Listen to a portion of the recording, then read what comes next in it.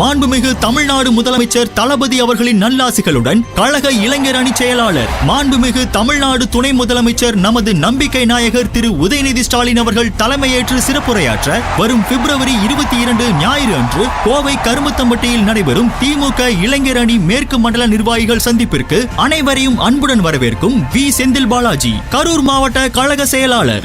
நேயர்களுக்கு வணக்கம். இன்றைய நேர்காணலில் பொருளாதார ஆய்வு மாணவர் திரு அனஸ் அவர்கள் இருக்கிறார். அவரோடு பேசலாம். வணக்கம் தோழர். வணக்கம். சமீபத்துல பாத்தீங்கன்னா தமிழ்நாடு தொடர்பான ஒரு வழக்கு உச்சநீதிமன்றத்துல வந்துருந்துச்சு. அதாவது இலவச மின்சார 100 யூனிட் கொடுக்குறாங்க இல்லையா, அது தொடர்பான விவகாரம்.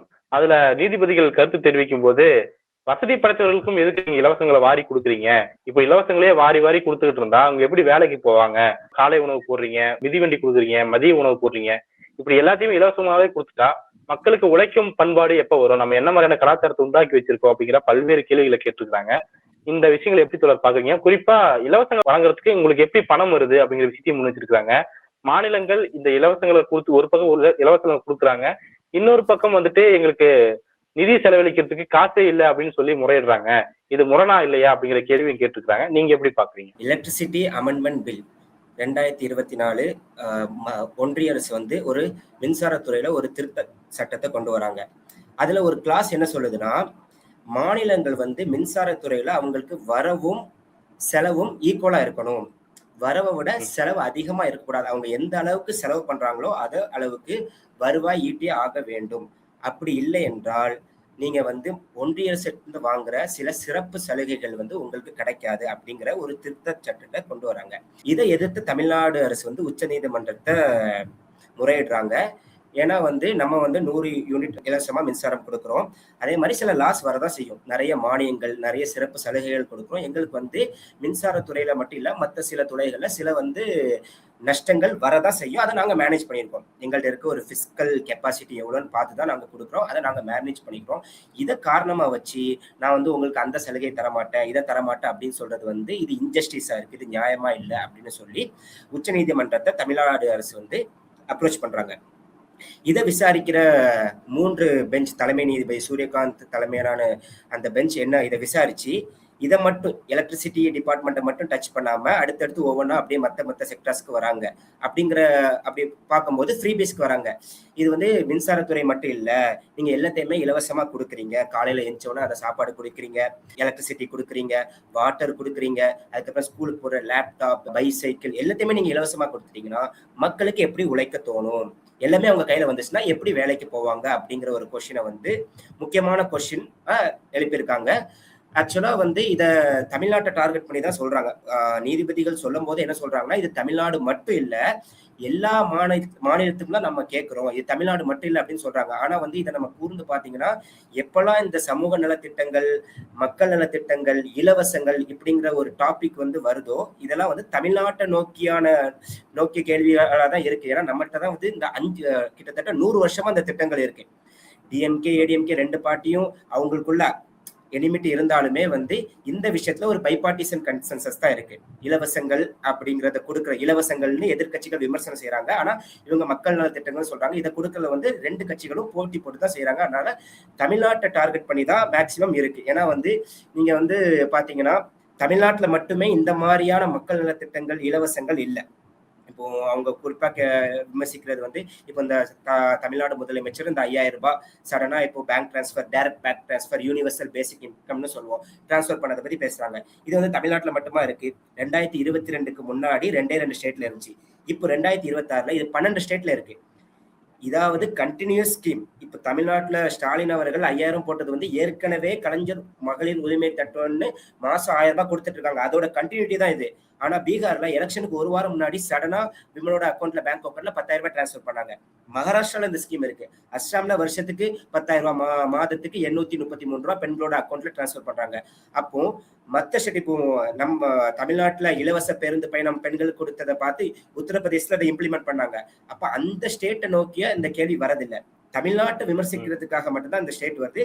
சோ இதை நம்ம எப்படி அப்ரோச் பண்ணோம்னா, சோசியோ எக்கனாமிக் பொலிட்டிக்கல் டைமென்ஷனை புரிஞ்சாதான் இது இலவசமா இல்ல மக்கள் நல திட்டமா இதோடைய இது பண்ற வேலை என்ன, எக்கனாமிக்கலாவும் சரி, பொலிட்டிக்கலாவும் சரி, சோசியலாவும் இது சொசைட்டில என்ன இம்பாக்ட் கிரியேட் பண்ணிருக்கிறது அப்படிங்கிறத நம்ம வந்து இந்த சோசியோ எக்கனாமிக் பொலிட்டிக்கல் டைமென்ஷன்ல இருந்து அப்ரோச் பண்ணாதான் அதை நம்ம புரிஞ்சுக்க முடியும். முதல்ல வந்து நம்ம சமூகம் எந்த மாதிரியான கட்டமைப்புல இருக்கு, இப்ப மட்டும் இல்ல, கிட்டத்தட்ட 1000 வருஷமாவும் சரி, இப்போ சரி, இப்ப கம்மியா இருக்கு.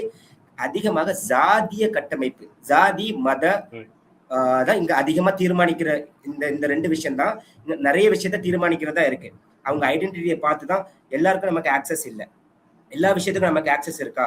இப்போ உதாரணத்துக்கு சொல்லணும்னா, ஒரு 50 வருஷத்துக்கு முன்னாடி இந்த பர்டிகுலர் சாதியில இருந்து வந்தவங்களுக்கு மட்டும்தான் கல்வி இருக்கு, இந்த பர்டிகுலர் சாதியில இருந்து வந்தவங்களுக்கு மட்டும்தான் சுகாதாரம் இருக்கு, இப்படிங்கிற மாதிரி ஹெல்த் செக்டருக்கு ஆக்சஸா இருந்துச்சு, எல்லாருக்கும் இல்லை. இதை பிரேக் பண்ற மாதிரி தமிழ்நாடு ஒரு மாடலை கையெடுத்து, அதுதான் Dravidian model of political and socio economic நம்ம சொல்லுவோம். பாத்தீங்கன்னா உதாரணத்துக்கு அதிகமா கிரிட்டிசைஸ் பண்ணப்பட்ட இலவசம்னு சொல்லி கிரிட்டிசைஸ் பண்ண ஸ்கீம் என்ன, தமிழ்நாட்டுல மட்டும் இல்ல இந்தியால, 2007 கலைஞர் கொடுத்த டிவி, 25 லட்சம் டிவி எல்லா கிராமப்புற வீட்டுக்கும் கொடுக்குறாரு. இதை கொடுக்கும்போது எதுக்கு டிவி? நீங்க கல்வியை கொடுத்தா பரவாயில்ல, சுகாதாரத்தை கொடுத்தா பரவாயில்ல, எதுக்கு நீங்க டிவி கொடுக்கணும், எதுக்கு மிக்சர் கொடுக்கணும், எதுக்கு வந்து நீங்க கிரைண்டர்லாம் கொடுக்கணும், மிக்சி கொடுக்கணும் அப்படிங்கிற ஒரு கொஸ்டின் வரும். ஏன்னா இப்போ நம்ம நிறைய படிச்சிருப்போம். பாத்தீங்கன்னா ஒரு 50 வருஷத்துக்கு, ஒரு 20 வருஷம் முன்னாடி, 50 வருஷம் முன்னாடி போல, ஒரு 10-15 வருஷத்துக்கு முன்னாடி கூட ஒரு ஊர்ல, ஒரு கிராமப்புறத்துல பாத்தீங்கன்னா ஒரு தெருவுக்கு ஒரு வீட்டுல மட்டும்தான் டிவி இருக்கும். அது யாரும் பாத்தீங்கன்னா உயர் ஜாதியங்களா இருப்பாங்க. அப்போ அந்த வீட்டுல டிவி, அவங்க வீட்டுல போய் தொலைக்காட்சி பாக்குறதுக்காக அந்த தெருவுல எல்லாரும் ஒரு பர்டிகுலர் டைமிங்ல போய் அவங்க வீட்டுல போய் நிப்பாங்க. So depending on others, not accessible to some goods அப்படிங்கிற ஒரு சிச்சுவேஷன் தான் இருந்துச்சு. எல்லாருக்கும் எல்லாமும் இருக்கிற இந்த சிச்சுவேஷன் இங்க இல்ல. தமிழ்நாடு கவர்மெண்ட் அதை பிரீச் பண்ணி Dravidian model of politics, everything is for everyone. அதை வந்து நெசசிட்டிஸா இருக்கட்டும், கம்ஃபர்ட்ஸா இருக்கட்டும், லக்ஸரிஸா இருக்கும். இப்போ வந்து பொருள்ல பாத்தீங்கன்னா 3 வகையா நம்ம பிரிப்போம். நெசசிட்டிஸ்னா என்ன?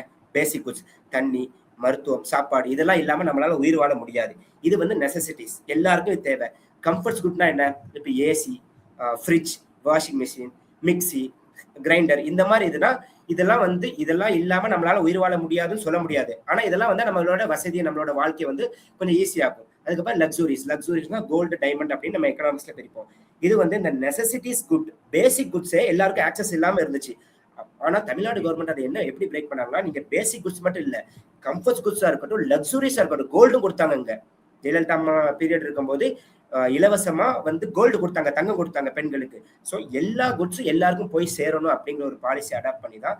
இதுல வந்து என்ன விமர்சனிக்கிறாங்கன்னா, எதுக்கு வந்து மக்களை வந்து கவர்மெண்ட் கிட்ட கையேந்திர மாதிரியே நீங்க வச்சிருக்கீங்க, அவங்களுக்கு சுயமரியாதை இல்லையா, டிக்னிட்டி இல்லையா அப்படின்னு கேட்கறாங்க. இது வந்து ஒரு அபத்தமான வாதம். ஏன்னு கேட்டீங்கன்னா, கவர்மெண்ட் இருந்து வாங்குறதுனால கௌரவம், சுயமரியாதை குறையுதா, இல்ல ஒரு தெருவுல வந்து ஒரே ஒரு வீட்டுலதான் டிவி இருக்கு, அங்க போய் நான் கூனி குருவி அவங்க வந்து நம்மளை எப்படி ட்ரீட் பண்ணுவாங்கன்ட்டு, அந்த ஜாதியில உயர் ஜாதிகள் எப்படி ட்ரீட் பண்ணுவாங்க அப்படின்ட்டு அதை அந்த மாதிரி சிச்சுவேஷனை கோ த்ரூ பண்ணவங்க, எவ்ரிடே லிவிங் எக்ஸ்பீரியன்ஸ்ல இருக்கிறவங்கள்ட்ட போய் நம்ம கேட்டா தெரியும். சொல்லுவாங்க, அவங்கள ஒரு பர்டிகுலர் டைமுக்கு தான் வர சொல்லுவாங்க, ½ அன் ஹவர் டிவி ஆஃப் பண்ணிட்டு நீங்க போங்க அப்படிம்பாங்க. நம்ம அவங்கள்ட்ட கெஞ்சி இருக்க வேண்டிக்கும். இதுல சுயமரியாதை பாதிக்கப்படுதா? கவர்மெண்ட், நான் எலெக்ட் பண்ண கவர்மெண்ட், நான் பே பண்ற டாக்ஸ்ல இருந்து எனக்கு ஒரு பொருளை தராங்க, நான் இப்ப செல்ஃப் டிபெண்டா இருக்கேன், நான் யார் வீட்டுக்கு போக தேவையில்லை, என் வீட்டுல இருந்து நான் டிவி பாக்குறேன் அப்படிங்கிறதுல வந்து சுயமரியாதை கம்மியாகுதா? அதே மாதிரி இந்த 5000 கேஷ் டிரான்ஸ்பர் வந்து அவ்வளவு விமர்சிக்கிறாங்க. நீங்க எலெக்ஷனுக்கு முன்னாடி சடனா அப்படி டிரான்ஸ்பர் பண்றீங்க, மக்களை கையேந்திர மாதிரியே வச்சிருக்கீங்க அப்படிங்கிறீங்க. இது மக்களுக்கு சுயமரியாதையை பாதிக்குதா? அல்லது ஒரு ஊர்ல கிராமப்புறத்துல உள்ள வட்டிக்காரங்கிட்ட போய் வந்து கையேந்தி நின்று வாங்கிட்டு அவங்க கொடுக்குற அந்த ஏச்சல் பேச்சல் எல்லாம் கேட்டுட்டு நிக்கிறது வந்து டிக்னிட்டியை குறைக்குதா? இதெல்லாம் வந்து யாருமே பாக்குறதே இல்லை. கேட்ட அவங்க சொல்லுவாங்க, பாலிடிக்ஸ், எலெக்ஷனுக்கு முன்னாடி நீங்க கொடுக்குறீங்க. அது தப்பு கிடையாது. எலெக்ஷனுக்கு முன்னாடி இது தமிழ்நாடு கவர்மெண்ட், டிஎம்கே கவர்மெண்ட் மட்டுமா கொடுக்குறது? எல்லா கவர்மெண்ட்டும் எலெக்ஷனை முன்னிறுத்தி ஒரு பாலிசிஸை, பப்ளிக் பாலிசி, ஒரு வெல்ஃபேர் ஸ்கீமை பண்றதுதான். இன்ஃபேக்ட் நான் என்ன சொல்லுவேன்னா, நான் உங்களுக்கு இந்த பொருள் தருவேன், இவ்வளவு பணம் தருவேன், இவ்வளவு நலத்திட்டங்களை நான் செய்வேன் அப்படின்னு சொல்லி ஓட்டு கேட்கிற கவர்மெண்ட்டும் இருக்காங்க.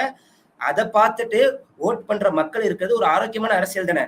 தமிழ்நாட்டுல டிஎம்கே, ஏடிஎம்கே 2 பேருமே மாத்தி மக்கள் நலத்திட்டங்களை செஞ்சாங்க. அதை பார்த்துட்டு யார் அதிகமா செய்யறாங்களோ, 2016 கலைஞர் டிவி கொடுத்தாரு, 2011 ஜெயலலிதா அம்மா அவர்கள் வந்து மிக்சி, கிரைண்டர், இலவச லேப்டாப் அப்படின்னு போட்டு கொடுத்தாங்க. யார் அதிகமா செய்யறாங்களோ அவங்களுக்கு நான் ஓட் பண்றேன் அப்படின்னு சொல்ற மக்கள் இருக்கிற ஒரு மாநிலம் ஆரோக்கியமானதா? அல்லது நான் எலெக்ஷன்ல ஜெயிச்சு வந்தா நான் பள்ளிவாசலை இடிப்பேன், நான் வந்து முஸ்லீம்களோட பாப்புலேஷனை கம்மி பண்ணுவேன். அஸ்ஸாம் சீஃப் மினிஸ்டர் ட்வீட் பண்ணியிருக்காரு, கன் பாயிண்ட் ஷூட்ல வந்து ஷூட் பண்ண முஸ்லீம் அப்படின்ட்டு. என்ன சொல்றாரு, முஸ்லீம்களோட பாப்புலேஷன் அதிகமாயிட்டு இருக்கு, ஏன்னா நீங்க எலக்ட் பண்ணி கொண்டு வந்தீங்கன்னா முஸ்லீம்களோட பாப்புலேஷனை நான் கம்மி பண்ணுவேன், இந்துக்களோட பாப்புலேஷன் அதிகம் பண்ணுவேன் அப்படிங்க. உங்க மங்கள் சுத்ரா உங்க தாலியை வாங்கி அவங்கள்ட்ட கொடுத்துருவாங்க, உங்கள்ட்ட 4 மாடு வாழ்ந்தா அதுல 2 வாங்கி முஸ்லீம்கள்ட்ட கொடுத்துருவாங்க.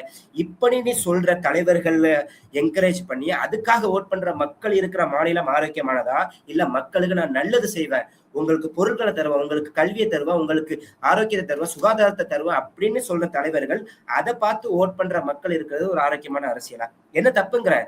நான் செய்வேன் அப்படின்னு சொல்லி ஓட்டு கேட்கறதுல அது தப்பு இல்லை. நீங்க மற்ற மாநிலங்கள் ஹிந்தி பெல்ட் கவு பெல்ட்டை கம்பேர் பண்ணீங்கன்னா அங்க ஹிந்துத்துவா பாலிடிக்ஸ் எப்படி இருக்கு? இது மட்டும்தான். யார் அதிகமா முஸ்லீம் ஹேட் ஸ்பீச், தலித் ஹேட் ஸ்பீச்சை யார் கொடுக்குறாங்களோ அவங்களுக்கு தான் என்னோட ஓட்டு. அதனால தானே 80 அப்படின்னு 80க்கும் 20க்கான போட்டின்னு யோகி சொல்றாரு. முஸ்லீம்களோட ஓட்டே எங்களுக்கு தேவையில்லைன்னு பிஜேபி தலைவர்கள் சொல்றாங்க. மசூதியை பார்த்து அம்பு விடுற மாதிரி பிஜேபி தலைவர்கள் எலெக்ஷன் ரேலியில சொல்றாங்க. இதை பார்த்து இதுக்கு கை தட்டுற மக்கள் புல்டோசரோட வராது, மக்கள் பூமாலையை போட்டு வர வைக்கிறாங்க. என்ன புல்டோசர் என்ன சொல்லுது, நான் வந்தா முஸ்லீம்கள் வீடெல்லாம் இடிப்பேன், முஸ்லீம்களுக்கு வீடு கிடையாது அப்படின்னு சொல்லாது. அதை பூமாலை போட்டு வரவேற்று மக்கள் அதுக்கு ஓட் பண்றாங்க. இந்த மாதிரி மக்களை நீங்க சுப்ரீம் கோர்ட் வந்து கொஸ்டின் பண்ணணுமா, அல்லது மக்களுக்கான நலத்திட்டங்களை நான் செய்வேன் அதை பார்த்து மக்கள் எனக்கு திருப்பி ஓட் பண்றாங்க அப்படிங்கிற ஒரு ஹெல்த்தியான பாலிடிக்ஸை சுப்ரீம் கோர்ட் கொஸ்டின் பண்ணணுமாங்கிறத நம்ம முதல்ல புரிஞ்சுக்கணும். நீங்க பல்வேறு விஷயங்களை குறிப்பிட்டிருந்தீங்க. ஆனா நீதிபதி கேட்கிற கேள்வி என்னன்னா, இதையெல்லாம் கொடுக்கறதுக்கு பதிலாக நீங்க வேலை வாய்ப்பை டைரக்டா உருவாக்கலாம் இல்ல அப்படிங்கிற கேள்விதான் முதல்ல கேட்கறாங்க. அதை எப்படி பாக்குறீங்க? என்னன்னா, இந்த ஸ்பெண்டிங் எல்லாம் பண்றாங்களே, இதெல்லாம் எது வந்து குட் ஃப்ரீபி, எது பேட் ஃப்ரீபி, எது மெரிட் குட், எது டிமெரிட் குட் அப்படிங்கிற ஒரு அண்டர்ஸ்டாண்டிங் தான் இந்த கேள்விக்கோட பதில் நம்ம புரிஞ்சுக்க முடியும். தமிழ்நாடு கவர்மெண்ட் நிறைய ஸ்கீம்ஸ் பண்றாங்க. இதை வந்து ரெவன்யூ எக்ஸ்பெண்டிச்சர் சொல்லுவோம். இன்னொரு என்னன்னா கேபிட்டல் எக்ஸ்பெண்டிச்சர், அதாவது ரோடை பில்ட் பண்றது, இன்ஃப்ராஸ்ட்ரக்சர் பில்ட் பண்றது, ஹாஸ்பிட்டல் இதெல்லாம் பில்ட் பண்றது. இதெல்லாம் எதுவுமே இல்லாம கவர்மெண்ட் வந்து இந்த ஸ்கீமை பண்ணிட்டு இருக்காங்களா? ஆக்சுவலா தமிழ்நாடோட பட்ஜெட் பாத்தீங்கன்னா வருஷத்துக்கு ஒரு ஆவரேஜா 4.5 லட்சம் கோடி இருக்கு. இந்த 4.5 லட்சம் கோடியில எவ்வளவு வந்து இந்த நலத்திட்டங்களுக்கு செலவழிக்கிறாங்கிற நம்பரை நம்ம பார்த்துடலாம். பாத்தீங்கன்னா கலைஞர் உரிமை தொகை அப்படின்னு மாதம் 1000 ரூபாய் கொடுக்குறாங்களா, அதுக்கு வந்து வருஷத்துக்கு 14,412 கோடி செலவழிக்கிறாங்க. புதுமை பெண் திட்டம், அதாவது கவர்மெண்ட் ஸ்கூல்ல படிச்ச மாணவிகள் ஹையர் எஜுகேஷனுக்கு போனா அவங்களுக்கு மாசம் 1000 ரூபாய் கொடுக்குறாங்களே, அதுக்கு வந்து 512 கோடி வருஷத்துக்கு அலோகேட் பண்றாங்க. அது மாதிரி தமிழ் புதல்வன் திட்டம், இதே மாதிரி பசங்களுக்கு மாணவர்களுக்கு கவர்மெண்ட் ஸ்கூல்ல படிச்சுட்டு ஹையர் எஜுகேஷன் பர்சூ பண்ணா அவங்களுக்கு மாசம் 1000 ரூபாய். இதுக்கு அலோகேட் பண்ற அமௌண்ட் எவ்வளவுன்னு பாத்தீங்கன்னா வருஷத்துக்கு 492 கோடி. அதே மாதிரி மாணவர்களுக்கு கவர்மெண்ட் பள்ளியில படிக்கிற மாணவர்களுக்கு லேப்டாப் கொடுக்குற இலவச லேப்டாப்புக்கு வருஷத்துக்கு 2000 கோடி அலாட் பண்றாங்க. அதே மாதிரி மதிய உணவு திட்டத்துக்கு வந்து வருஷத்துக்கு 2834 கோடி அலாட் பண்றாங்க. காலை உணவு திட்டத்துக்கு பள்ளி மாணவர்களுக்கு வருஷத்துக்கு 506 கோடி அலாட் பண்றாங்க. மெட்டர்னிட்டி பெனிஃபிட் ஸ்கீம், கர்ப்பிணி பெண்கள் கவர்மெண்ட் ஹாஸ்பிட்டல்ல ட்ரீட்மெண்ட் எடுத்தா அவங்களுக்கு பண்ற செலவுகள் அதுக்கு வந்து வருஷத்துக்கு 1092 கோடி அலோகேட் பண்றாங்க. முதியோர்களுக்கான பென்ஷனுக்கு வந்து வருஷத்துக்கு 5463 கோடி அலாட் பண்றாங்க. அதே மாதிரி ரேஷன் ஷாப் நம்ம வாங்குறோம்ல, சுகர், அதுக்கப்புறம் சர்க்கரையா இருக்கட்டும், அரிசி, பருப்பு, இதுக்கெல்லாம் வந்து வருஷத்துக்கு ரேஷன் கார்டு, ரேஷன் துறையில வந்து பிடிஎஸ் பப்ளிக் டிஸ்ட்ரிபியூஷன் சிஸ்டம் சொல்லுவோம், அதுக்கு வருஷத்துக்கு 14,000 கோடி அலாட் பண்றாங்க. அதுக்கப்புறம் இலவச bus pass to women and students, இலவச பேருந்து, இதுக்கு வந்து வருஷத்துக்கு 10,000 கோடி 10,108 கோடி அலாட் பண்றாங்க. Welfare scheme for students, government பள்ளியில படிக்கிற மாணவர்களுக்கு இலவச நோட் புக்ஸ், டெக்ஸ்ட் புக்ஸ், யூனிஃபார்ம்லாம் கொடுக்குறாங்களா, இதுக்கு வருஷத்துக்கு 1,602 கோடி. இலவச வேஷ்டி சேலை, இதுக்கு வந்து வருஷத்துக்கு 612 கோடி. இதே மாதிரி இது மட்டும் இல்லை, இதே மாதிரி நிறைய ஸ்கீம் இருக்கு. நான் முதல் ஸ்கீம், இல்லம் தேடி கல்வி, இதே மாதிரி நிறைய இருக்கு. இதெல்லாம் ஓவராலா நீங்க இதை கால்குலேட் பண்ணாலே ஒரு வருஷத்துக்கு 53,000 கோடி இதுக்கு அலாட் பண்றாங்க. நம்மளோட பட்ஜெட் எவ்வளவு? 4.5 லட்சம் கோடி. 4.5 லட்சம் கோடியில வெறும் 53,000 கோடி அலாட் பண்றாங்க. அப்படின்னா இது என்ன சொல்லுதுன்னா கேபிட்டல் எக்ஸ்பெண்டிச்சர் மீதி 4 லட்சம் கோடி 9ல் 1 பங்கு தான் அலாட் பண்றாங்க. மத்த கேபிட்டல் எக்ஸ்பெண்டிச்சர், ரோடு பில்ட் பண்றதா இருக்கட்டும், இன்ஃப்ராஸ்ட்ரக்சர் டெவலப் பண்றதா இருக்கட்டும், தமிழ்நாடு கவர்மெண்ட் இனாஃப் எக்ஸ்பெண்டிச்சர் பண்றாங்க. தமிழ்நாட்டிலுடைய இங்க இருக்கிற மாதிரி எல்லா டிஸ்ட்ரிக்ட்லயும் ஹாஸ்பிட்டல் இருக்கு, கவர்மெண்ட் ஹாஸ்பிட்டல்ல இங்க இருக்கு. அப்ப இன்ஃப்ராஸ்ட்ரக்சர்ல இனாஃப் ஸ்பெண்டிங் இருக்கதான் செய்யுது. இதுக்கு வந்து நீதிபதிகள் வருத்தப்படுறாங்களே, வெறும் இந்த 53,000 கோடி வருஷத்துக்கு செலவு பண்றதுல வந்து மக்கள் வேலைக்கு போக மாட்டாங்க, இப்படி கொடுத்துட்டீங்கன்னா அவங்க சோம்பேறியாயிரம் வருத்தப்படுறாங்களே. அப்ப இந்த டேட்டாவை பேச தெரிஞ்ச நீதிபதிகள் இன்னொரு டேட்டாவை பேசணும்ல, அதே நம்ம பார்த்துடலாம். மோடி கவர்மெண்ட் வந்ததுக்கு அப்புறம் கடைசி 10 வருஷத்துல கார்பரேட் வேவ் ஆஃப் லோன், அதாவது கார்பரேட்டுக்கு வாராக்கடன் தள்ளுபடி எவ்வளவு பண்ணிருக்காங்கன்னு பாத்தீங்கன்னா கடைசி 10 வருஷத்துல 12 லட்சம் கோடி தள்ளுபடி பண்ணியிருக்காங்க. இதை பத்தி ஏதாவது ஒரு நீதிபதி இது வரைக்கும் வாய் தந்து பேசியிருக்காங்கன்னா? சிஏஜியோட ரிப்போர்ட் கடைசி 6 வருஷத்துல 2016 இருந்து 2022 இந்த 6 வருஷம் பீரியட்ல சிஏஜி ஒரு ரிப்போர்ட் கொடுக்குது. என்னன்னா, கவர்மெண்ட்டுக்கு ஒன்றிய அரசுக்கு வர வேண்டிய டாக்ஸ் 19.3 லட்சம் கோடி, கிட்டத்தட்ட 20 லட்சம் கோடி டாக்ஸ் வரல. இந்த 20 லட்சம் கோடி டாக்ஸ் யார் பே பண்ணாம இருக்குது? நீங்களும் நானுமா? இந்த இலவசங்களை வாங்குற யாராவது பே பண்ணாம இருக்கிறோமா அப்படின்னு பாத்தீங்கன்னா, அதே அவங்க சொல்றாங்க. இதுல 8000 பேர் மட்டும், 150 கோடி பாப்புலேஷன்ல வெறும் 8000 பேர் மட்டும் 6 லட்சம் கோடி டாக்ஸ் பே பண்ணல. கார்பரேட்ஸ் எல்லாமே வெறும் 10 கம்பெனி மட்டும் மோர் தென் 10,000 கோடி டாக்ஸ் பே பண்ணல. 605 கம்பெனி 100 to 500 கோடி வந்து டாக்ஸ் பே பண்ணல. வெறும் அதில் 31 இண்டிவிஜுவல் வந்து 3 லட்சம் கோடி டாக்ஸ் பே பண்ணல. அந்த 31 இண்டிவிஜுவல்ல ஒரே ஒருத்தர் மட்டும் 1.5 லட்சம் கோடி டாக்ஸ், கிட்டத்தட்ட 1,30,000 கோடி டாக்ஸ் பே பண்ணல. ஒரே ஒருத்தர், அது யாருன்னு பேர் சொல்லல. அப்போ இவங்க எல்லாம் இலவசங்கள் வாங்கிட்டு இருக்காங்களா? இலவசங்கள் வெறும் 53,000 கோடி. அதுல வந்து இந்த மிக்சி கிரைண்டர், இலவச படிப்பு, இலவச கல்வி, அதுக்கப்புறம் மருத்துவம், காலை உணவு, மதிய உணவு, இதை கேள்வி கேட்க தெரிஞ்ச நீதிபதிகளுக்கு இவ்வளவு அமௌண்ட் வாராக்கடனா இருக்கு, இவ்வளவு அமௌண்ட் டாக்ஸ் கலெக்ட் பண்ணாம இருக்காங்களே. இதை வந்து என்னைக்காவது ஒரு நாள் வந்து ஏதாவது ஒரு பெஞ்ச் போட்டு யாராவது பெட்டிஷன் ஃபைல் பண்ணி கேள்வி கேட்டுருக்காங்களா நீதிபதிகள்? சிஏஜி என்ன சொல்றேன்னா, இந்த டோட்டல் 19 லட்சம் கோடியில 97% ஆஃப் இந்த டாக்ஸ் வந்து டிஃபிகல்ட் டு ரெக்கவர். இது வந்து வரவே வராது, வரது ரொம்ப கஷ்டம் அப்படிங்கிறாங்க. இதெல்லாம் லாஸ் யாருக்கு? கவர்மெண்ட் தானே. கார்பரேட் டாக்ஸை நீங்க எவ்வளவு வருஷம் கம்மி பண்ணிட்டு வரீங்க. ஆனா வந்து இந்த மாதிரி மக்களுக்கு மக்கள் நலத்திட்டங்களை செலவழிக்கிறது வந்து அதிகமா ஃப்ரீ பீஸ், இலவசங்கள், நீங்க தான் இலவசங்கள் சொல்லி அதை இழிவுபடுத்துறீங்க. மக்கள் யாரும் அதை இலவசங்களா பாக்குறது இல்ல. மக்களோட பார்வை இன்ஃபேக்ட் எந்த அளவுக்கு சொல்லணும்னா, இந்த இப்போ கிரெடிட் ஆச்சுல இந்த 5,000 கிரெடிட் ஆன உடனே பஸ்ல நிறைய ரிப்போர்ட் என்ன சொல்லுன்னா, பஸ்ல போயிட்டு இருக்காங்க மக்கள், அப்படியே பாதியிலே வந்து பஸ் ஸ்டாப்ல இறங்கிட்டு அதை போய் உடனே போய் வித்ரா பண்றாங்க. எதுக்கு இந்த பயம்? எப்போ மோடி அதை ஃப்ரீஸ் பண்ணுவாரு? டிமானிட்டேஷன்ல திடீர்னு செல்லாதுன்னு அனௌன்ஸ் பண்ண மாதிரி கவர்மெண்ட் நம்ம தண்டாங்க. எப்போ இதை மோடி பிஜேபி ஃப்ரீஸ் பண்ணும் தெரியல, அதுக்குள்ள நம்ம கையில பணத்தை எடுத்துரும். அதாவது திருடன் வந்து நம்ம கிட்ட இருந்து எப்போ பணத்தை திருடுவாங்கிற பயம் வந்து ஒரு கவர்மெண்ட் மக்களை இதே மாதிரி ஒரு மனநிலையிலே வச்சிருக்கிறத நம்ம பார்க்கணும். இது மட்டும் இல்லாம இந்த நீதிபதிகள் சொல்றாங்களே, நீங்க வந்து எல்லாத்தையுமே கொடுத்துட்டீங்கன்னா மக்கள் எதுக்கு வேலைக்கு போவாங்க அப்படிங்கிறாங்களே.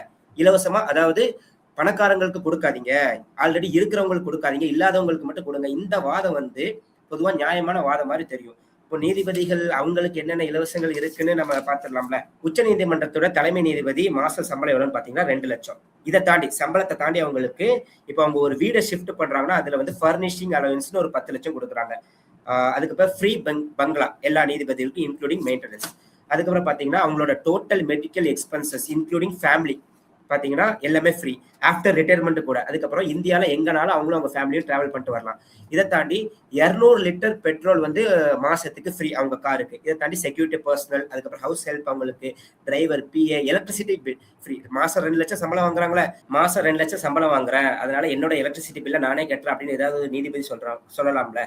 இதை வந்து இலவசங்கள் நம்ம சொல்றது கிடையாது. ஏன்னா அவங்க ஒரு முக்கியமான பொறுப்புல இருக்காங்க, அவங்களுக்கு வந்து கவர்மெண்ட் கொடுக்கறத அரசாங்கத்தோட கடமை அப்படின்னு மக்கள் புரிஞ்சுக்கிறாங்களா? அப்போ மக்களுக்கு ஏதாவது ஒண்ணு கொடுக்கும் போது மட்டும் இந்த மாதிரி ஏன் கொடுக்குறீங்க அப்படின்ட்டு நீதிபதிகள் கேட்கறதுக்கு பின்னாடி அரசியல் என்னன்னா, எல்லாரும் போய் சேரக்கூடாது அப்படிங்கறதுதான். இப்ப உதாரணத்துக்கு பாத்தீங்கன்னா, இப்போ சொல்றாங்க இவங்க வந்து, நீங்க பிஜேபி அதிகமா விமர்சனம் பண்றது என்னன்னா, நீங்க கல்விக்கும் சுகாதாரத்துக்கும் கொடுக்கறது வந்து இலவசங்கள் கிடையாது, இதை தாண்டி பொருட்களா கொடுக்குறீங்களா, இதெல்லாம் நாங்க விமர்சிப்போம், அதெல்லாம் இலவசங்கள்ல தான் வரும் அப்படின்னு சொல்றாங்க.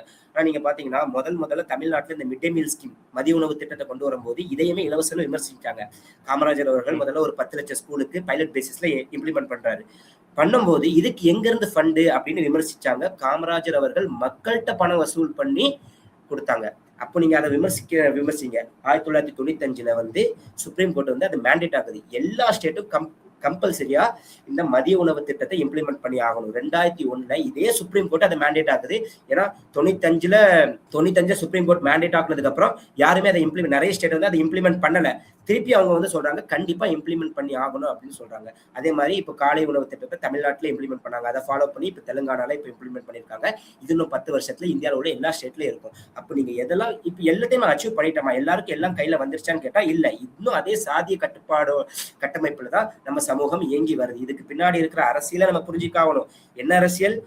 இந்த மாதிரி தமிழ்நாடு கவர்மெண்ட் அரசாங்கம் கொடுக்கறதுக்கு பின்னாடி இருக்க அரசியலை நம்ம புரிஞ்சுக்கணும். அதை விமர்சிக்கிறாங்களா, அதுக்கு பின்னாடி இருக்க அரசியலும் புரிஞ்சுக்கணும். அதே மாதிரி இதுக்கு பின்னாடி இருக்க பொருளாதார சிச்சுவேஷன், தமிழ்நாடு அப்படியே கடல்ல நம்ம லாஸ்ட் டிஸ்கஷன்ல தமிழ்நாட்டோட கடன் நிலைமை வந்து எப்படி இருக்கு நம்ம டிஸ்கஸ் பண்ணோம். அதையுமே வந்து விமர்சிச்சாங்க. கடல்ல தத்தளிக்குது அப்படின்னு உத்தரப்பிரதேசத்தோடையும் பீகாரோடையும் கம்பேர் பண்ணி சொன்னாங்க. ஆனா வந்து நம்ம பினான்ஸ் கமிஷன் சொன்ன ரெக்கமெண்டேஷனுக்குள்ள அவங்க சொன்ன அந்த பவுண்டரி கூட தான் இருக்கு அப்படின்னு நம்ம டீட்டெயிலா டிஸ்கஸ் பண்றோம். அப்போ இங்க தத்தளிச்சுட்டு பொருளாதாரத்தை பணத்துக்கு கொடுக்க இல்லாம ஃபர்ஸ்ட் நம்ம என்ன கேட்கிறோம்னா, as long as state can sustain, who else can question? எங்களுக்கு வந்து லைக் எங்க பொருளாதாரத்தை எப்படி ஃபைனான்ஸ் மினிஸ்டர் முன்னாள் ஃபைனான்ஸ் மினிஸ்டர் வந்து பழனிவேல் தியாகராஜன் இதை பத்தி சம்பந்தமா நிறைய இன்டர்வியூ கொடுத்தாங்க. அவங்க கேட்கிற ஒரே கொஸ்டின் என்னன்னா, ஸ்டேட் எங்களால சஸ்டெயின் பண்ண முடியும் அப்படிங்கிற லிமிட்ல தான் நாங்க கொடுக்கோம். அப்படிங்கிற போது நீங்க சுப்ரீம் கோர்ட்டோ ஒன்றிய அரசோ நீங்க எப்படி அதை கொஸ்டின் பண்ணலாம்? அப்படி கொஸ்டின் பண்ற ஒன்றிய அரசு, நீங்க ஃபார் எக்ஸாம்பிள் நீங்க பாத்தீங்கன்னா 2017 ஏடிஎம்கே கவர்மெண்ட் இருக்கும்போது 25,000 ரூபாய் சப்சிடியில வந்து எல்லாருக்கும் ஏடிஎம்கே கவர்மெண்ட் இங்க உள்ள பெண்களுக்கு இலவச ஸ்கூட்டி கொடுத்தாங்க 25,000 ரூபாய் சப்சிடியில. அதை இனாகிரேட் பண்ண வந்தது யாரு? மோடி தானே. அதே மோடி தான் 2022 ரேவரி கல்ச்சர் அப்படின்னாரு, இலவசங்களை கொடுத்து மக்களை சோம்பேறியாக்கி வச்சிருக்கு. அப்ப அவங்களோட ஹிப்போக்ரஸியை வந்து நம்ம புரிஞ்சுக்க முடியுது. நீங்க முன்ன டிவியை உதாரணமா சொல்லும் போது அங்க சோசியலா என்ன மாதிரியான மாற்றங்கள் ஏற்பட்டிருக்கு அப்படிங்கிற விஷயத்த குறிப்பிடுறீங்க. இப்போ பொருளாதார ரீதியா என்னங்க மாற்றங்கள் ஏற்படுது அப்படிங்கிற விஷயத்தை நம்ம பார்க்க வேண்டியது இருக்கு. குறிப்பா சொல்லணும்னா பொருளாதாரம் போது அது ஒரு மாற்றத்தை ஏற்படுத்துது, பணமா கையில கொடுக்கும் போது அது என்ன மாதிரியான இம்பாக்ட் ஏற்படுத்துது நீங்க தெளிவா? இதை கொடுக்கறதுக்கு பின்னாடி உள்ள ரேஷனாலிட்டியை நம்ம டிஸ்கஸ் பண்ணோம். Everything is for every one, எல்லாருக்குமே சேரணும் அப்படிங்கிற ஒரு நோக்கத்துல தான் கொடுக்குறாங்க. ஆனா அது கொடுத்ததுக்கு அப்புறம் அவங்க எதிர்பார்க்காத விட அது வந்து ஒரு பாசிட்டிவ் இம்பாக்டை கிரியேட் பண்ணுது. உதாரணத்துக்கு அந்த டிவியை எடுத்துப்போம். 2007 கொடுத்த அந்த டிவி ஆக்ஸ்போர்ட் யூனிவர்சிட்டியில வந்து ஒரு ஸ்டடி பண்றாங்க. இந்தியாவில் உள்ள கிராமப்புற வில்லேஜ்ல, இதை ஏற்கனவே நம்ம டிஸ்கஷன்ல பேசியிருக்கோம். கிராமப்புற ஏரியால வந்து இந்த மாதிரி கலர் டெலிவிஷன் கொடுக்கறதுனால என்னென்ன மாற்றங்களை ஏற்படுத்துது. நான் வந்து இதை சொன்னேன், சோசியல் ஆஸ்பெக்ட்ல என்ன மாற்றங்கள் அதை ஏற்படுத்துது, சமூக நீதி பார்க்க நான் சொன்னேன். நான் எக்கனாமிக் ஆஸ்பெக்ட்ல பாத்தீங்கன்னா இந்த NFHS டேட்டால மெஷர் பண்ணுவாங்க சில இது விமன் அட்டானமி, அதாவது சுயமா டிசிஷன் மேக் பண்றதுல. அது வந்து ஒரு குடும்ப செட்டப்னு இருந்தீங்கன்னா அதுல டிசிஷன் மேக்கிங் பவர் யாருக்கு அதிகமா இருக்கும்? ஆண்களுக்கு தான் இருக்கும். இந்த டிவி கொடுத்ததுனால விமனுடைய டிசிஷன் மேக்கிங் அட்டானமி வந்து இன்க்ரீஸ் ஆயிருக்கு. ஏன்னா ஒரு ஆர்பன் ஏரியால உள்ள கல்ச்சரா வந்து கிராமப்புற ஏரியால உள்ள பெண்கள் பாக்குறாங்க, ஓகே ஒரு சிட்டிஸ்ல வந்து இந்த மாதிரி தான் பெண்கள் இருக்காங்க, இண்டிபெண்டா இருக்காங்க அப்படிங்கிறத பார்த்து அதை வந்து தங்களுடைய லைஃப்ல டெய்லி லைஃப்ல இம்ப்ளிமெண்ட் பண்றாங்க. இப்போ விமன் அட்டானமி இன்க்ரீஸ் ஆயிருக்கு. சன் ப்ரிஃபரன்ஸ், கள்ளிப்பாலை ஊத்தி கொலை பண்ற இதுல பெண் குழந்தை பிறந்தா இது கம்மியா இருக்கு. ஆண் குழந்தை தான் வேணும் அப்படிங்கிற ப்ரிஃபரன்ஸ். நீங்க முன்னாடி போய் கேட்டீங்கன்னா உங்களுக்கு ஆண் குழந்தை வேணுமா பெண் குழந்தை வேணுமா அப்படின்னு NFHS டேட்டால கேட்பாங்க. எங்களுக்கு வந்து நிறைய பெண்கள் கொடுத்த ஆன்சர் என்னவா இருந்துச்சுன்னா, எங்களுக்கு ஆண் குழந்தை தான் வேணும், ஏன்னா ஆண் குழந்தைன்னா வேலைக்கு போவாங்க, சம்பாதிச்சு போடுவாங்க. எப்படிங்க இந்த டிவி கொடுத்ததுனால பெண்களாலையும் படிக்க முடியும், பெண்களாலையும் சம்பாதிக்க முடியும் அப்படிங்கிற ஒரு தெளிவு வந்து விமன் ப்ரிஃபரன்ஸ் அதிகமா இருக்கு. அதுக்கப்புறம் டொமஸ்டிக் வைலன்ஸ், கணவன் மனைவியை அடித்தல், இதையும் மெஷர் பண்ணுவாங்க, இது வந்து குறைஞ்சிருக்கு. அப்போ இதெல்லாம் எதிர்பார்த்து தலைவர்கள் நம்மளோட லீடர்ஸ் கவர்மெண்ட் கொடுத்துருப்பாங்களான்னு தெரியல. ஆனா இந்த மாதிரி இம்பாக்ட் பல இது கிரியேட் பண்ணுது. அதே மாதிரி நீங்க கேஷா கொடுக்கறத பத்தி கேட்டீங்க. இந்த டைரக்ட் கேஷ் டிரான்ஸ்ஃபர் இருக்குல்ல, இது வந்து தமிழ்நாட்டில் மட்டும் கொடுத்தது கிடையாது, இந்தியாவில் மட்டும் கிடையாது. தமிழ்நாட்டை ஃபாலோ பண்ணி மற்ற மாநிலங்கள்ல கொடுக்குறாங்க. ஆனா இது உலகம் ஃபுல்ல யூனிவர்சல் பேசிக் இன்கம் அப்படிங்கிற ஒரு நேம்ல வந்து எல்லா மேக்சிமம் டெவலப்பிங் கண்ட்ரீஸ்ல வந்து இது இருக்கதான் செய்யுது. இது என்ன இம்பாக்டை கிரியேட் பண்ணதுன்னா, இப்போ நம்ம பல செட்பேக்ஸை சந்திச்சோம். கடைசி ஒரு 10 வருஷத்துல நீங்க பாத்தீங்கன்னா டிமானிட்டைசேஷன் ஒண்ணு வந்துச்சு.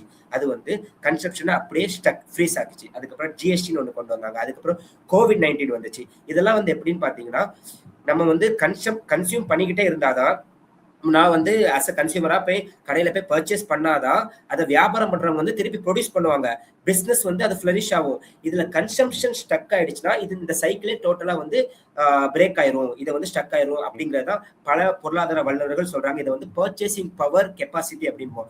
மக்கள் கையில இருக்கிற பணம் வாங்கும் திறன் இருந்தாதான் அவங்க வந்து மறுபடியும் கன்சியூம் பண்ணுவாங்க. கன்சியூம் பண்ணும்போது என்ன ஆகும்? ப்ரொடக்ஷன் இன்க்ரீஸ் ஆகும். ப்ரொடக்ஷன் இன்க்ரீஸ் ஆகும் போது என்ன ஆகும்? எம்ப்ளாய்மெண்ட் இன்க்ரீஸ் ஆகும். நான் நிறைய ப்ரொடியூஸ் பண்ணாதான் நிறைய பேரா வேலைக்கால எடுப்பேன். வேலைக்கால எடுக்கும் போது அவங்களுக்கு சம்பளமும் கொடுப்பேன். நிறைய பொருள் வியாபாரம் நடக்கும் போது நிறைய பேர் எடுப்பேன், சம்பளம் இன்க்ரீஸ் பண்ணும். யாரு அந்த வேலைகளா எம்ப்ளாயிஸா யாரு இருக்காங்கன்னு பாத்தீங்கன்னா இந்த மாதிரி கன்சியூமர்ஸ் தான் இருக்காங்க. இப்போ வந்து இதை வந்து ஒரு சைக்கிளும் கன்சப்ஷன் சைக்கிள், ப்ரொடக்ஷன் சைக்கிள், இதை பிரேக் பண்றதுக்கு இது ஹெல்ப் பண்ணுது. இதை வந்து 5,000 ரூபாய் வாங்குறவங்க வந்து யாராவது சேவ் பண்றாங்களா? ஒரு 1 லட்சம் ரூபாய் அம்பானி கையில கொடுத்தீங்கன்னா அதை போய் அம்பானி வந்து பர்ச்சேஸ் பண்ணுவாரா, அதானி வந்து பர்ச்சேஸ் பண்ணுவாரா? அது ஒரு அடிஷனல் சேவிங். அதே ஒரு 1 லட்சம் ரூபாய் இல்ல ஒரு 5,000 ரூபாய், ஒரு 1000 ரூபாய் நீங்க வந்து ஒரு ஏழைகள் கொடுத்தீங்கன்னா உடனே அதை மார்க்கெட்ல வந்து பர்ச்சேஸ் பண்ணதான் செய்வாங்களா? வந்து அது சேவிங்ஸ் பண்ணாலுமே அந்த சேவிங்ஸ் யாருக்கு பயனளிக்கும்? அவங்க குழந்தைங்களுக்கு ஒரு கல்வியோ, ஒரு பொருளாதாரத்துக்கு, ஒரு டியூஷனுக்கு சென்ட் பண்ணுவாங்க. இதுக்கு முன்னாடி சென்ட் பண்ணிருக்க மாட்டாங்க. ஒரு நல்ல ட்ரீட்மெண்ட்டுக்கு, அஃபோர்டபிள் ட்ரீட்மெண்ட் அவங்களால பார்க்க முடியும். ஸோ இந்த மாதிரியான இம்பாக்ட் வந்து எக்கனாமிக்கலாவும் சரி, சோஷியலாவும் சரி, பொலிட்டிக்கலாவும் சரி வந்து இது ஒரு பாசிட்டிவ் இம்பாக்ட் தான் ஏற்படுத்துங்கிறத வந்து நம்ம பல டிஸ்கஷன், பல பொருளாதார வல்லுநர்கள் நம்ம சொல்றதை பார்க்கிறோம்.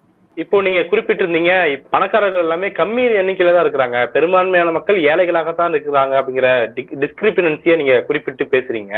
இந்த டிஸ்கிரிபனன்சியை குறைக்கிறதுல இந்த இலவசங்கள் ஏதாவது பங்களிப்பை செலுத்தியிருக்கா? குறைந்த பணக்காரர்கள் இருந்தாலும் அவங்க கிட்ட சொத்துக்கள் குவிஞ்சுக்கிட்டே இருக்குது, ஏழை மக்கள் கிட்ட அது ஏன் இல்லை அப்படிங்கிற விஷயத்த நம்ம எப்படி புரிஞ்சுக்கலாம்? ரிச் 1% வந்து இந்தியால டாப் 1% வந்து 40% ஆஃப் வெல்த் வந்து குவிஞ்சிருக்கு. இதைதான் வந்து இன்இக்வாலிட்டி கேப்ங்கிறோம். இது வந்து கோவிடுக்கு அப்புறம் இன்னும் அதிகமாயிடுச்சு. இதை வந்து ஆக்ஸ்ஃபம் நிறுவனம் வந்து ஒரு டேட்டா சொல்றாங்க. என்ன சொல்றாங்கன்னா, இதை குறைக்கணும், அந்த இன்இக்வாலிட்டி கேப் இருக்குல்ல, இதை குறைக்கிறதுக்கு அவங்க ஒரு சஜஷன் மாதிரி, ரெக்கமெண்டேஷன் மாதிரி கொடுக்குறாங்க. அவங்க என்ன சொல்றாங்கன்னா, வெல்த் டேக்ஸ், நீங்க கார்பரேட்ஸ்க்கு வந்து வெல்த், அவங்களோட ப்ராப்பர்ட்டியில வெல்த்ல வந்து நீங்க இத்தனை பெர்சன்டேஜ் டேக்ஸ் போட்டா இதெல்லாம் பண்ணலாம் அப்படின்ட்டு ஒரு நம்பர் சொல்றாங்க. என்ன சொல்றாங்கன்னா, நீங்க டாப் பணக்காரர்கள், இந்தியாவில் டாப் பணக்காரர்களுக்கு 3% வெல்த் டேக்ஸ் போட்டீங்கன்னா இங்க உள்ள இன்இக்வாலிட்டி கேப்பை வந்து நீங்க அந்த கேப்பை வந்து நீங்க வைடனா கம்மி பண்ணலாம் அப்படின்னு சொல்றாங்க. அதுக்கப்புறம் டாப் 1% பில்லியனருக்கு வந்து நீங்க 1% வெல்த் டேக்ஸ் போட்டீங்கன்னா, அந்த சமக்ர சிக்ஷா ஸ்கீம்னு தமிழ்நாடு கவர்மெண்ட்டுக்கு 2500 கோடி கொடுக்காம இருக்காங்க, அந்த கல்வி நிதி, இதை வந்து நீங்க ஒரு வருஷத்துக்கு ஃபுல்லா இம்ப்ளிமெண்ட் பண்ணலாம் அப்படின்னு ஆக்ஸ்ஃபம் நிறுவனம் சொல்லுது. அதுக்கப்புறம் இந்தியாவில் உள்ள பில்லியனருக்கு, டாப் பில்லியனர்ஸ்க்கு நீங்க 3% வெல்த் டேக்ஸ் போட்டீங்கன்னா, இந்தியன் நேஷனல் ஹெல்த் மிஷன், இந்த சுகாதாரத்துறைக்கு இந்தியாவிலே பெரிய ஹெல்த் கேர் மிஷன் எதுன்னு கேட்டீங்கன்னா இதுதான். இது வந்து 3 வருஷத்துக்கு எந்த ஒரு தட்டுப்பாடும் இல்லாம நீங்க ரன் பண்ணலாம் அப்படின்னு சொல்றாங்க. அதுக்கப்புறம் டாப் 10 பில்லியனர்ஸ்க்கு நீங்க வெறும் 5% டேக்ஸ் போட்டீங்கன்னா, இதுக்கு வந்து டோட்டல் ட்ரைபல் ஹெல்த் கேர், ஆதிவாசிகளுக்கான சுகாதாரத்துறை, இதை வந்து நீங்க 5 வருஷத்துக்கு நீங்க ரன் பண்ணலாம் அப்படின்னு சொல்றாங்க. அதே மாதிரி இந்தியாவில் உள்ள டாப் 2% பில்லியனர்ஸ்க்கு வெறும் 2% வெல்த் டேக்ஸ் நீங்க போட்டீங்கன்னா, இந்த சப்ளிமெண்டரி நியூட்ரிஷனல் ஸ்கீம் இருக்குல்ல, இந்த மால் நியூட்ரிஷன், அந்த மாதிரி அண்டர் நரிஷ்மெண்ட், இந்த மாதிரி ஊட்டச்சத்து குறைபாடுக்காக நீங்க அலோகேட் பண்ற பணத்துல வந்து 3 வருஷத்துக்கு எந்த தட்டுப்பாடு இல்லாம பண்ணலாம் அப்படின்னு சொல்றாங்க. அதுக்கப்புறம் டாப் 100 பில்லியனருக்கு, 100 பணக்காரர்களுக்கு நீங்க 2% வெல்த் டேக்ஸ் போட்டீங்கன்னா, நீங்க ஒரு டார்கெட் வச்சிருக்காங்கல்ல பட்ஜெட்ல, ஹெல்த் எக்ஸ்பெண்டிச்சர் வந்து எங்களோட டார்கெட் 3% அச்சீவ் பண்ணலாம், அதை வந்து நீங்க ஈஸியா அச்சீவ் பண்ணலாம் அப்படிங்கிறாங்க. நீங்க 5% 2% எவ்வளவுங்க? இப்ப 100 கோடி ஒருத்தவங்க வச்சிருக்காங்கன்னு வைங்களேன், அதுல 2%னா வெறும் 2 கோடி. அந்த 2 கோடியை கொடுக்கறதுனால அவங்களுக்கு எந்த லாஸுமே கிடையாது. ஃபார் எக்ஸாம்பிள், 100 கோடி ஒருத்தங்க இருக்காங்கன்னா, அந்த 2 கோடி அவங்கள்ட்ட எடுக்கிறதுனால அவங்களுக்கு ஏதாவது ஒரு லாஸ் இருக்கா? ஏற்கனவே அவங்க குழந்தைங்கள்லாம் நல்ல ஸ்கூல்ல தான் படிப்பாங்க, ஏற்கனவே அவங்கள்ட்ட பங்களா இருக்கும், கார் இருக்கும், எல்லா வசதியும் இருக்கும். இது அவங்கள்ட்ட இருந்து எடுக்கிறதுனால அவங்களோட பொருளாதார நிலைமை வந்து எந்த வகையிலையும் பாதிக்கப்பட போறதே கிடையாது. இதை பண்றதுனால நீங்க இந்தியாவில் உள்ள இவ்வளவு ஸ்கீம்ஸை நீங்க அச்சீவ் பண்ணலாம் அப்படின்ட்டு ஒரு நிறுவனம் ரிப்போர்ட் கொடுக்கும்போது, இதை பத்தியான எந்த நீதிபதி பேசுறாங்களா, எந்த ஒன்றிய அரசு பேசுறா, எந்த தலைவர்களாக பேசுறாங்களா, மக்களுக்கு நலத்திட்டங்கள் போகும்போது மட்டும் நீங்க வந்து அதான் அந்த சாதிய கட்டுப்பாடு, இதுக்கு பின்னாடி இருக்கிற சித்தாந்தம் தத்துவதுன்னு பாத்தீங்கன்னா பிராமணிக்கல் பார்ப்பனியம் தான், எல்லாரும் போய் சேரக்கூடாது. இது வந்து ஃபர்ஸ்ட் டைம் கிடையாது. இந்த மாதிரி உச்சநீதிமன்ற தலைமை நீதிபதி சூரியகாந்த் அவர்கள் இதுக்கு முன்னாடி நிறைய கான்ட்ரவர்ஷியலான ஜட்மெண்ட் வந்து அவங்க கொடுத்திருக்காங்க, சில விஷயங்களை பேசியிருக்காங்க. உதாரணத்துக்கு சொன்னீங்கன்னா, இந்த தொழிற்சங்கத்தை பத்தி பேசும்போது, இந்த ட்ரேட் யூனியன்ஸ்னாலதான் வந்து தொழிற்சங்கங்கள் வந்து வளர்ச்சி அடைய மாட்டிருக்கு, தொழிற்சாலைகள்லாம் நாசமா போகுது அப்படிங்கிறாங்க. இது எப்படி இருக்குன்னா, ட்ரேட் யூனியன் இந்தியாவில் மட்டும் இல்ல, பல நாடுகள்ல என்னென்ன மாதிரியான வேலைகளை செஞ்சிருக்கு அப்படிங்கிறத நமக்கு தெரியும். இது எப்படி இருக்குன்னா, ஏழைகள் நிறைய இருக்கிறதுனாலதான் பசி கொடுமை இன்னும் இருக்கு, அதனால ஏழைகளே கொன்றுங்க, எல்லாத்தையும் அழிச்சிருங்க, பசியே இருக்காது அப்படின்னு சொல்ற மாதிரி இருக்கு. அதே மாதிரி யூஜிசி ரெகுலேஷன், காஸ்ட் டிஸ்கிரிமினேஷனை மிட்டிகேட் பண்றதுக்காக இப்ப யூஜிசி ஒரு ரெகுலேஷன் கொண்டு வந்தாங்க, சில கைட்லைன்ஸ். என்ன சொல்றாங்கன்னா, உயர்கல்வித்துறையில வந்து இன்னுமே சாதிய மத கொடுமைகள், டிஸ்கிரிமினேஷன் இருக்கதான் செய்யுது, அதை மிட்டிகேட் பண்றதுக்கு ஒரு கைட்லைன்ஸ் அவங்க கொண்டு வந்தாங்க. அதை எந்த மாதிரியான யூனிவர்சிட்டிஸ் வந்து இம்ப்ளிமெண்ட் பண்ணணும் அப்படின்ட்டு. அதை வந்து உச்சநீதிமன்றம் வந்து ஸ்டே போட்டு இது இருக்கக்கூடாது. எதனால ஸ்டே பண்ணாங்க? டெல்லி யூனிவர்சிட்டி, டெல்லி மாதிரியான ஏரியால வந்து உயர் சாதியினர்கள் வந்து போராட்டம் பண்றாங்க. நீங்க வந்து இந்த மாதிரி ரிசர்வ்டு காஸ்ட் கேட்டகரி ஸ்டூடெண்ட்ஸ்க்கு இந்த மாதிரி பாலிசி கொண்டு வரீங்க, எங்களுக்கு என்ன இருக்கு? அதாவது யார் இங்க அப்ரஸர், யார் அப்ரஸ்ட் அப்படிங்கிற ஒரு டிஃபரன்ஸே இல்லாம எங்களுக்கு, அதாவது எப்படி சொல்றோம்னா, Dalit lives matter, black lives matter அப்படிங்கும் போது ஆல் லைவ்ஸ் மேட்டர் அப்படிங்கிற ஒரு கொண்ட மாதிரி எங்களுக்கு என்ன இருக்கு அப்படின்னு போராட்டம் பண்ணாங்க. அதனால பெரிய போராட்டம் வெடிச்சிட்டு அப்படின்னு சொல்லிட்டு அதை வந்து ஸ்டே பண்ணாங்க. அப்போ இது ஃபர்ஸ்ட் டைம் கிடையாது சூரியகாந்த் அவர்கள் சொல்றது. இதே மாதிரி இதுக்கு முன்னாடி அவருக்கு பல ட்ராக் ரெக்கார்டு இருக்கு அப்படிங்கிறத நம்ம புரிஞ்சுக்கணும். ஓகே தோழர், இந்த விஷயம் தொடர்பாக இந்த பல்வேறு விஷயங்களை பண்ணிட்டீங்க. இன்னும் விளக்கம் கேட்டு தமிழ்நாடு அரசுக்கு அவங்க நோட்டீஸ் அனுப்பியிருக்காங்க. தமிழ்நாடு அரசு பதில் உரையை பதிவு பண்ண போறாங்க அப்படிங்கிறது நம்ம பார்க்கக்கூடிய விஷயமா இருக்குது.